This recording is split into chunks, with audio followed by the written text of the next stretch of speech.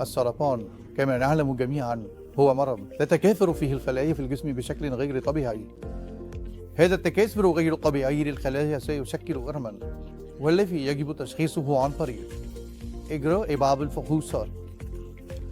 لقد أجرينا بالفعل فحص أي مولتي وفحص تي، بالإضافة إلى ذلك كمكمل لفحص تي وفحص أي مولتي، فإن فحص ذات سيخبرنا بالنشاط داخل الورم داخل الآفات ما تم تشخيصه بفحص تي أو أي مولتي.